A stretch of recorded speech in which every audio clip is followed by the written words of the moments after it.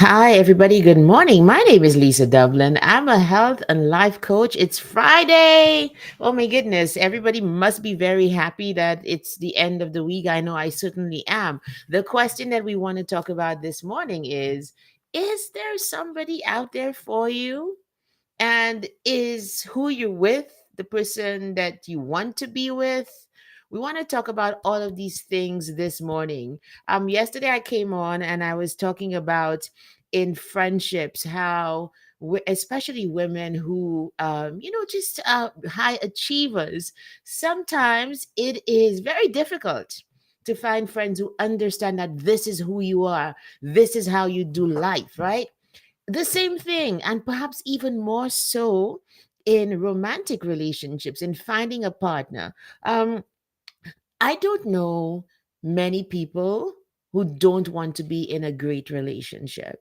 Is that you? Are you that person who's like, I don't even care, I want to live my life and I'm not interested in finding my significant other? I don't know too many people who are like that. I am pretty sure they exist. If you're one of them, perhaps this life is not for you. But for the rest of people, without any kind of judgment this morning, like let's kind of sit back and figure out where you are in life. What do you need? I'm going to tell you some personal stories, and just share with you what I think it takes to make a great relationship, to find a good partner.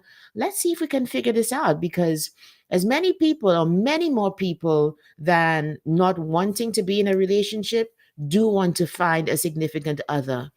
The stakes are higher, and it becomes a lot more difficult, I find, when a woman is very accomplished, very strong, very well put together, disciplined, that kind of thing.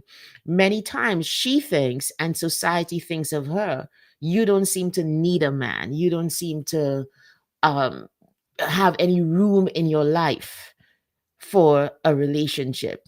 Here's the thing: a lot of women who are that kind of way, strong and accomplished, also take in and accept that reality.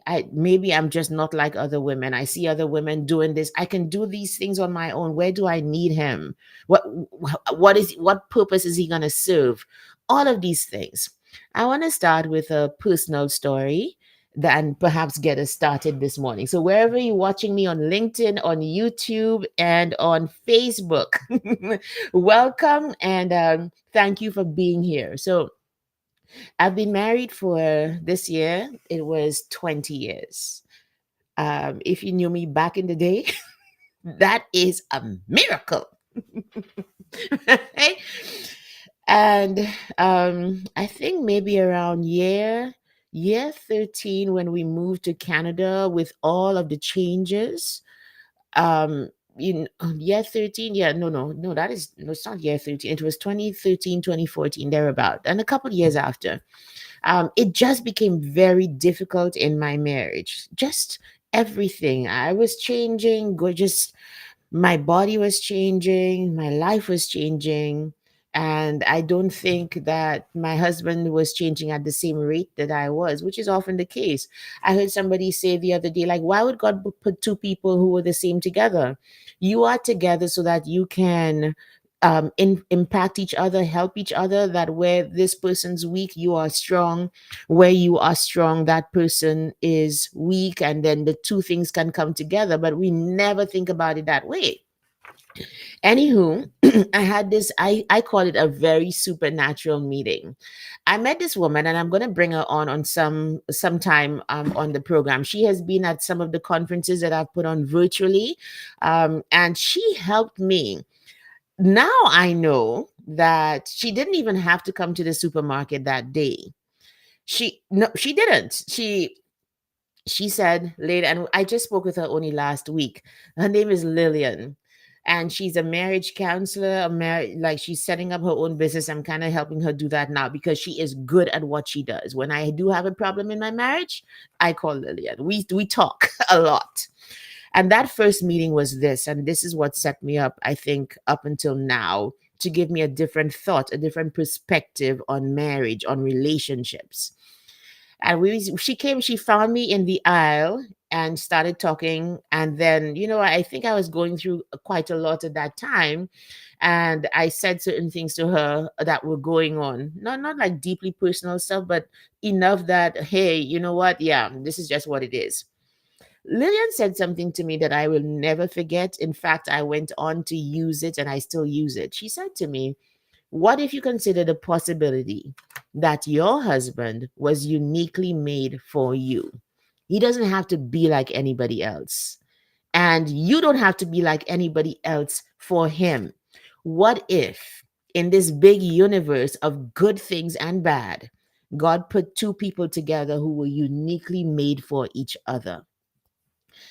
You know how, and this happens all the time. It's one of the things of coaching that it's your thoughts towards a situation that can change it.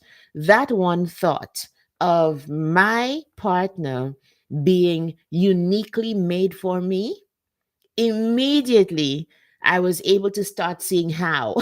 Does that make sense? What if this is for those people who are already in relationships? Many times there's a stereotype of who a woman is supposed to be and who a man is supposed to be. And here's what I had to come to the realization: if I am not like other women, like, why would I expect to have a partner who was just like other men? And I really want this to be about you this morning and to ask you the question: who are you? What do you need? Not, like, whether you are this accomplished woman, you're doing your thing, you're hearing all of these things. Sometimes what I had to come to the realization about was that a lot of the advice that I was hearing and listening to out there about marriage, it was coming from women who were not like me, and from traditional men who were often a lot more um, vocal, more productive. So there was more stuff that they said out there, and I'm listening to them, comparing them to my partner, and be like, okay, what's going on here? Who's this I have? Right? What if you had to go after not somebody who fit the stereotype of what it meant to be a man, but somebody who fit into you in the ways that mattered? Let me give you an example how let me see, somebody, I have somebody in the chat here to say, hey Donna, good morning to you. Hi, congratulations on a successful Sotic and all of that. Okay, what if that was the case? Let me give you an example of one time that I realized this is not about looking at everybody else's partner or looking at the stereotype, but really going into yourself, whether you have a partner or not, and figuring out, this is what I need. If he satisfies this, or if I satisfy that in him, it's a good match. One of the things, if you are this woman, pardon me, if you are this woman who's always on stage, always doing great things, I heard Halle Berry say something once a long time ago. She said, and I mean, Halle Berry has been married many times. I'm not even sure if she is now. I take these things. I'm not going to be glib about anybody's life. I don't know. But she's had a couple marriages that have broken up very spectacularly. One time I heard her say that a marriage is between a picture and a frame. And I've never forgotten that. Some people argue with me, say, oh no, no, you can have two people who are equally accomplished and they're doing their thing, supporting each other. Yes. So maybe I should preface that by saying one of the most successful ways that I know to do relationships is marriage between a picture and a frame. Because if we were both out there, if we were both traveling, if we were both just meeting each other in airports and that kind of thing, there won't be any one person to ground the marriage, to ground the home, to do the regular things and be okay with, not by force, but to be okay with that. So one time, just recently, what was it I did? I was in some documentary or some production I was in. Okay. And I met my husband in while we were working together at a TV station. I was the TV announcer and he was the cameraman. And when I tell you, that is a metaphor for our entire relationship. It's a metaphor for just how we do things and where we're comfortable. He's comfortable in the background putting things together, which is why he doesn't like to work with me, because I could be a bit disorganized. He's like, get it together and then tell me, okay, when you're ready, tell me. Do you have the script ready? When you have it, then you can tell me what to do. Until then, I'm out. Right? But that is how we met. And it has continued to a day like today. And I realized for somebody like me, and a lot of women listening are like that, you're the one in the limelight. Let's face it, I'm not being arrogant. That's just what it is. I don't even care anymore. Let's just acknowledge who we are. And so knowledge brings even more success. So I need somebody who will understand that this is me and be okay with it, not be jealous about it, not want to take it away from me, not feel intimidated by it. In fact, my husband gets very um, like he's very excited to see me on stage. He's very excited to see me strong. He's very excited to see me out there doing my thing. I think for two reasons. Number one, when I met him, he was almost 15 years into the TV industry. So he was accustomed of seeing women putting divas out there. And number two, because he just has that interest in the organization, in the background thing, it makes sense, right? But this last time, I was doing a doc. So I forgot what I was doing. But anyway, I was showing him the film and it was on the phone. And I saw him literally fast forward to where my part was. He he didn't go through the entire thing. He just fast forwarded to where my part was so that he could see me do it. He could see what I had to offer. And when I saw that, a lot of things just clicked for me about finding an umphy. That's what I call it. And I even had like I'll probably run it again sometime. Like, how do you find your umphy? The person who is uniquely made for you. You get it? UMFY, uniquely made for you. That person, I think, will check the boxes, not in every area, because he doesn't, but in the areas that matter most to you. There has to be an aligning of values. There has to be a sense of me fitting into you and you fitting into me in the areas that really matter.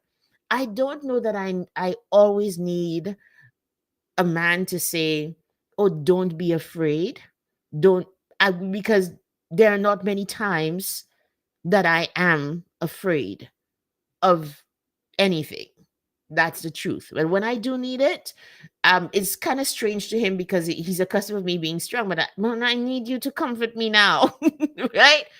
But in the areas that matter, as in understanding that I am that person and being okay with it, liking it, that matters. That is a checkbox for me. What I came to say this morning in looking for a partner or having one, might it be that you are, if you don't have one and you want one, and it's like, where are the men? Where is your man? Not everybody's. Where is yours? Who is the person that is uniquely made for you? And to find that person, I believe you have to know what your highest values are and what you need the most. Because sometimes when I hear these men speak about, the woman comes home and I'm like, what? No, no, it doesn't happen like that. Which woman are you talking about? The women who I know love their men, are strong, they're accomplished, they're professional, and there's a sense of equality, but they have a sense of what they need, and that is what they get. That's what they take, that's what they give. So it's not a matter of a cookie cutter stereotypical way of being a woman, because if that's who you are, that's who you're going to get. If you are not that stereotypical woman, why on earth are you looking for a stereotypical man? Why don't you start from what are the highest values that I have and what are the deepest things that I need? For me, if there's any hint of you feel overshadowed by me, you feel intimidated, nah, we cannot deal, because it's one of the highest requirements for me, if that makes any sense. What is it for you? It could be that maybe it is somebody who deeply provides, where you that's the highest value for you. It could be you're not interested in collaboration, in you bringing in money and him bringing in money. Maybe that's a value for you. Maybe for you, I need to be taken care of that kind of way. I want this soft life, and I don't want to have to provide in that way. If that's you, that's what you go for. But if you're that person, like I'm very productive. I'm somebody who wants to be doing things and making my own money and bringing it to the table with yours. That's a value for me. So that's what I would always go for. I think in this whole, and I want to play a little bit about I have this video that I want to play a bit about. So maybe I'll go to that right now, and we will continue with the discussion, because we only have like 5 minutes or a little bit, right? But I don't know if you guys know of Priscilla Shara. I think I'm saying her name wrong, but it's okay. You'll see her, Shara, and her husband Jerry. So very different people. I like her because I kind of understand and see the dynamic, even at my little level, my smaller level, whatever. Um, the dynamic between her and him is very, like, you can see what works in the marriage just from hearing them speak. And me, 20 years in, I can see where the gaps are, and that's okay. At least the bravery in coming out and speaking about things. So Priscilla is an international speaker. She's a Christian lady, and she's also an actress, and she kind of fell into acting in that kind of way, in a very it just fell into her lap kind of thing. And her husband had a lot of problems, as cool and chill as he was, and wanting to see her shine. You can see that this guy just sacrifices for her, that he's all into her. As much as he's like that, there's some deeply masculine things about him. Like, he had a problem with her being on set with her play husband, her acting husband, because he was also on set. It's a family movie run by Christian people. So they took a lot of precaution to preserve family values even while they were shooting. I will let the video play for a little bit and then come back and talk a little bit about what I saw. Just look at, I want you, let me just share the screen right now. I want you to look at the dynamic with speak with the eyes of a communicator. No, that's the wrong. Sorry, you guys. Let me just do this one. I think that's what I want to say. Yeah. Okay. Look at the dynamic. Look at the two people sitting on the sofa. So this is what I do as a communicator, and I teach my speakers to do. You can tell a lot about people by looking at, one, how they speak and when they speak and what they say, looking at the interaction, look at the body language between them and all of that. There are more cues about the relationship from looking at those things than what these two people are going to say. And let me just play it for a little while right now. But our dear future wifey exclusive. Listen, because he doesn't like to talk about this. I was out. Yeah. When I say out, I'm not leaving, but I'm leaving this set. I'm done. Oh, you was there on the set? Oh, The whole family. Our whole family was there for 3 months. We were filming in North Carolina. Mm-hmm. And he was like, I can't do this. I'm out. Watching this, this marriage. Well, tell them what it was that... It was probably more insecurity, because seeing your wife play a wife to some other joker. Mm-hmm. And he didn't realize how that would feel to him. Mm. Yeah. Now, let me just clarify. You know, the directors of War Room, they care very much about family and care very much about the preservation of marriage. Yep. So every scene that you see, Tony who was the husband character, Elizabeth is the wife character in War Room. Every time you see us in a wide shot, of course, it's us. Anytime there's a close up of the holding of hands, the washing of feet, those are his wife's hands and feet, not me. So the directors are that careful that they don't let all the touching, anything that's semi-intimate. Yeah. They would take me out of my clothes, put it on his wife, and let that be filmed. So that's how careful the process was. But even with that, for Jerry, he didn't realize how it would strike him all kinds of wrong to just see me in close proximity with a dude. All kinds of wrong. You know, we were arguing a lot. So he's, it's kind of like passionate arguing about personal life stuff. Yeah. And you're doing that for 12 hours every day for 3 months. you're with this person in close proximity because you got to film these scenes over and over and over to get a movie. And he watching that, it was devastating for him. But y'all had to been going through something behind the scenes in your own personal life where that began to reinforce trauma. I don't recall. Yeah, it's like it was just an explosion. We got on set. It just, and you just said, I'm done. I'm done with my marriage. Well, this is probably right. This is probably, I guess, we were there for 3 months. So this was maybe halfway through. And again, this is where you have to have accountability in your life, okay? Because I'm like, I'm out, I'm leaving. What do you mean by leaving? Going back home? I'm going back to Texas. But you weren't saying I'm leaving my marriage. No, I'm going back to Texas. I'm gone. I'm going back to Texas. Oh, no, you might have been, baby, because you were not happy. I wasn't happy, but this is the thing, is that I was going back to Texas, so I wasn't sure what was happening, but the accountability in your life was Alex Kendricks came over. He's the director. He's the director, came to the apartment. Okay, I'm going to stop it here and stop sharing and come back. So I just want you to ask yourself, what did you see? What did you think? These people have been married for 25 years, right? So, I mean, they're coming with a lot of history. I've been through a lot. They have 3 sons together. And this new thing about a movie, I think that movie was many, many years ago, 2016 or so. The War Room is a really good movie, by the way. If you're into spirituality and want to boost your faith, go watch that movie, you guys. Like, it's especially for relationships that might be in trouble. It's a really good one. So this is them talking about some of the insecurities and just the emotions that came from being put in a situation that is unusual for marriage, right? To be playing somebody else's wife. And then Priscilla was really good in the movie. Like, she played the wife. And then you see this guy who's, in my opinion, pretty unassuming. Did you see how a lot of the times, like, I have to guard against that sometimes. Like, I don't know, the communicator in us, whatever, but every time he spoke, she kind of jumped in to explain. Did you guys see that?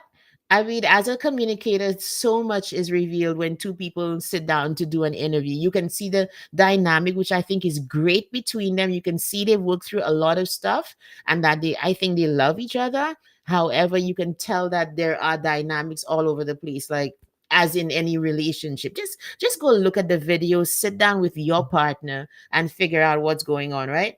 What I liked, though, and let's end very quickly, what I liked was just the masculinity there of, this is my wife, and in a quiet way. And I think maybe I take to him because he reminds me of my own husband, the very quiet sense of, I don't have to be out there holding a placard that you are mine. But he feels it. Look at his body language. The voice went deeper when he's talking about seeing her with this other man on set and thinking all of those things. But there's that quiet masculinity that, this is my girl. I married you. Like, this upsets every sense of my dignity as a man. And when I looked at the interview, it made me think again about, who do we think is a man? Who's man for you? What are you thinking a man is and a man does? Is it loud and brash? Or is there that quiet sense of, I know who I am, I know where my strength lies, and therefore I am strong enough for me to have a strong woman who's out there and doing all of those things? It's a deep dive. I hope to come up and talk a lot more about it, might do some seminars and so on it, you guys. But I feel like more of us women would have success in relationships if we stopped and figured out what we needed and went only after those highest needs and highest values in our lives. It is that alignment that makes accepting the other things that don't matter possible. So, for example, for me, my highest values are kindness, obviously having faith in God, but a man who is just kind to me. For strong women, most men, and you see it now with Kamala Harris, most men just want to cut you down to size. So when you get a man as a strong woman who wants to celebrate you and is not just okay with who you are, like Donna, you know what I'm talking about. If you're still here, it's not just okay with who you are, but celebrates you. I have this client, like her husband is always posting her stuff. She's always out there. She's not even on social media that much. You know who is on all of this the networks posting her stuff? It's him. That has to be a value for a woman who's out there. You have to look for, and they do exist. And that's the last thing that I want to say before I go. Okay, I'm not going to get into trouble with saying it because I'm okay with it, right?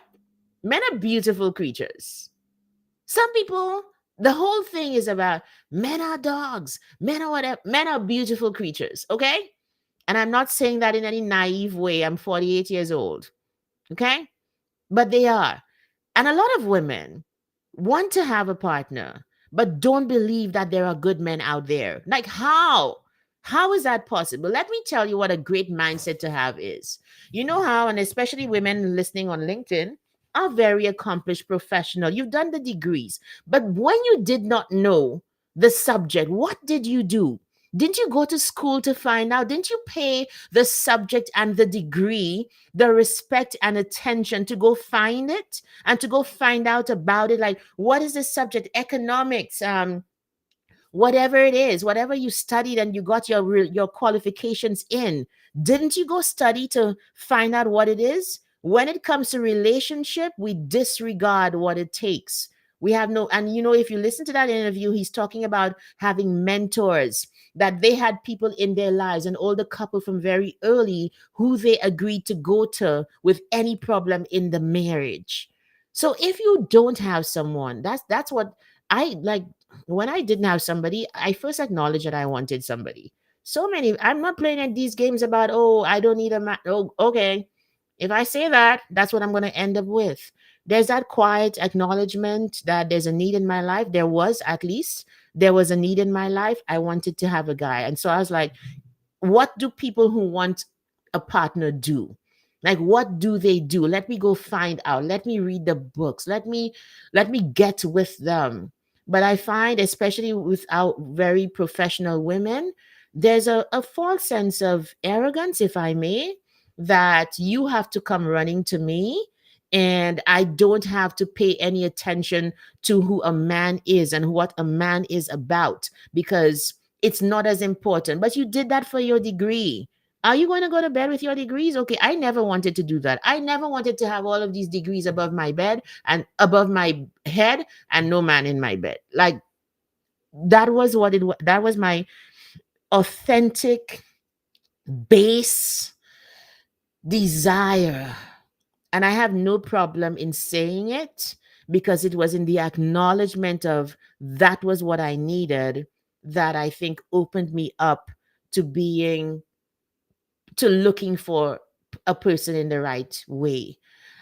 This is a bit difficult and I'm not sure why. You know why it's a bit difficult? Because when I've spoken about this before, I've gotten a lot of flack. I've gotten a lot of women, most of them looking for men themselves, a lot of women who don't agree with the method. But like, I've been in masterminds with people who are teaching me to do coaching or do speaking, have made way more money than I have had way more success than I have. And when they tell me things, it comes up against me. But I always come back to, if you knew the answer, Lisa, you would not be in her mastermind. You would not be there. Maybe you should just settle down and perhaps listen to what this person is saying because they have had success in that area. Look for the examples about marriage and about relationships from people who are doing it well. That's what I'm saying. And when they say certain things that come up against your own beliefs and practices, before you get upset and before you go into the professional speak and the I am a strong woman speak, just think of this. The numbers don't lie. The numbers don't lie. If somebody's doing something and they're getting success in it and you want that thing, I would just simply listen and learn. if that makes any sense.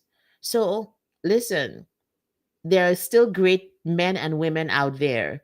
If you are that person who doesn't have a partner and wants one, can I invite you to want again and believe again? In spite of, I have no business believing in love because I had so much heartbreak before I found the love of my life.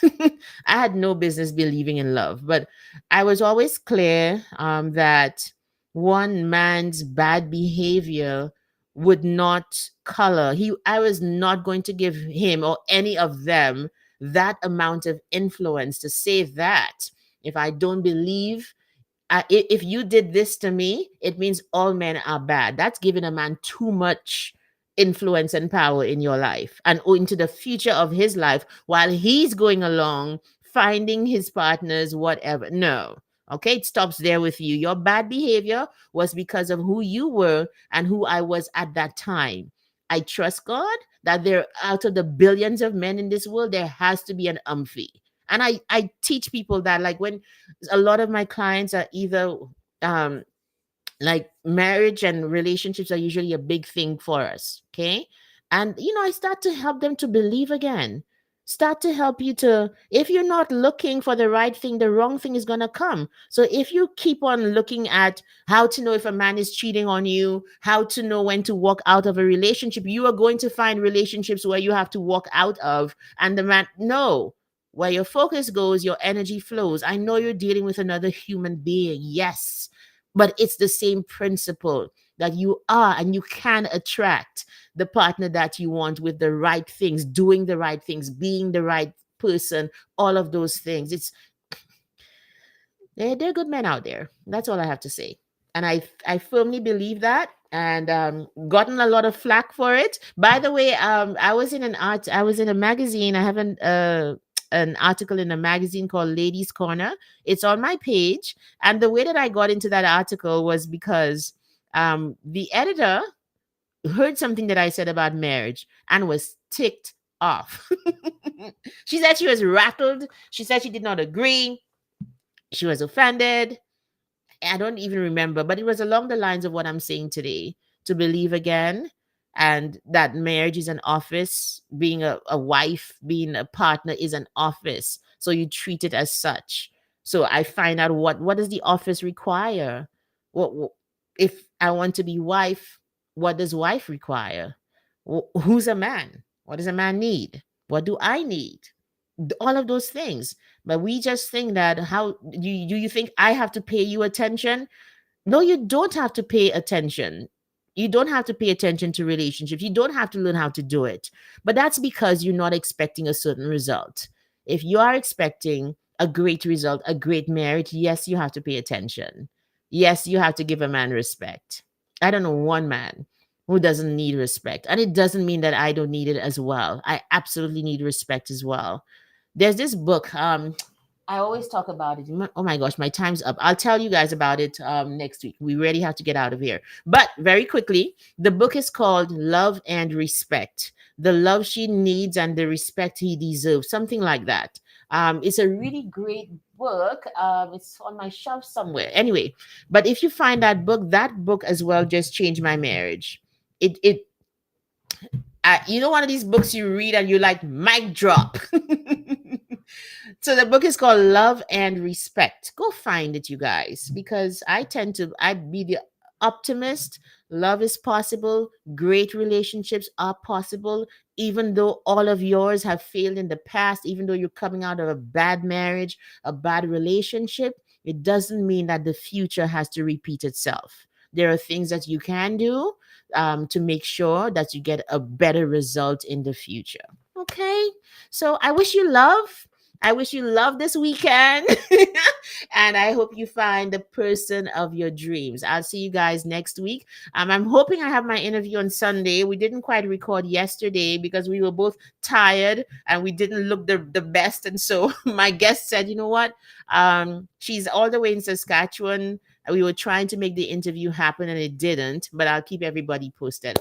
I'll see you again next week. Have a great weekend, everyone.